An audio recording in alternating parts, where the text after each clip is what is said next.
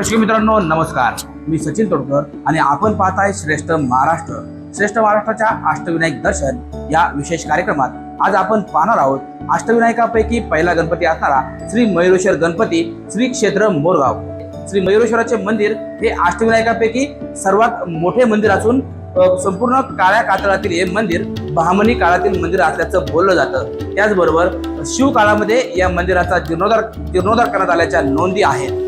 अष्टविनायक यात्रेची सुरुवात ही या मोरगावच्या मयुरेश्वर मंदिरापासून केली जाते व अष्टविनायक यात्रेची सांगताही या मयुरेश्वर मंदिरात करावी अशी प्रथा आहे. अष्टविनायकातील सर्वात पहिला गणपती म्हणून मोरगावचा मयुरेश्वर गणपती ओळखला जातो. मोरेश्वराचं मंदिर म्हणजे एक प्रशस्त गढीच आहे. मंदिर काळ्या दगडापासून तयार करण्यात आलं असून ते बहामनी काळात बांधलं गेलंय.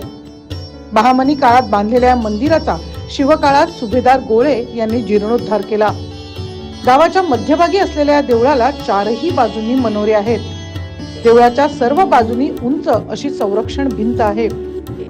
गाभाऱ्यातली मयुरेश्वराची मूर्ती बैठी डाव्या सोंडेची पूर्वाभिमुख आणि अत्यंत आकर्षक आहे. मूर्तीच्या डोळ्यात आणि बेंबीत हिरे बसवण्यात आलेत.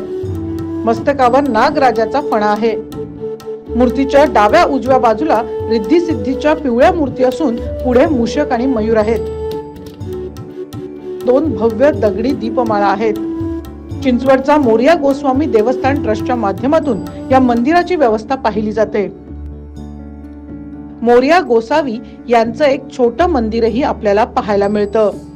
सिंदुरासुर दैत्य आणि कमलासुर दैत्य या 2 दैत्यांचा संहार होण्यासाठी पार्वतींनी लेण्याद्रीच्या गुहेमध्ये गणेशांची उपासना केली आणि भाद्रपद शुद्ध चतुर्थीला श्रींनी अवतार घेतला आणि मोराचं वाहन करून दैत्याचा वध केला, म्हणून मयुरेश्वर असं नाव आहे. आपण जी सुखकर्ता दुःखहर्ता आरती म्हणतो ही समर्थ रामदास स्वामींनी या गणपती समोर रचलेली आहे आणि दास रामाचा वाटपा आहे सदना असं म्हणलं असतानाच त्यांना मयुरेश्वरांनी प्रत्यक्ष दर्शन दिलेलं आहे. या मंदिराचं आणखी एक वैशिष्ट्य म्हणजे या मंदिरासमोर एक नंदीची मोठी मूर्ती आहे. असं सांगितलं जातं की यवत इथं असणाऱ्या भुलेश्वराच्या मंदिरासाठी ही नंदीची मूर्ती एका रथातून नेली जात होती. मात्र मोरगाव इथे आल्यावर त्या रथाचं चाक तुटलं. त्यामुळे या नंदीच्या मूर्तीला तिथेच ठेवण्यात आलं.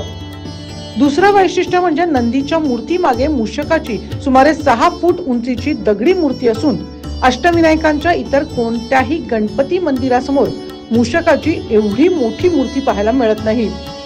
सचिन तोडकर, श्रेष्ठ महाराष्ट्र, मोरगाव.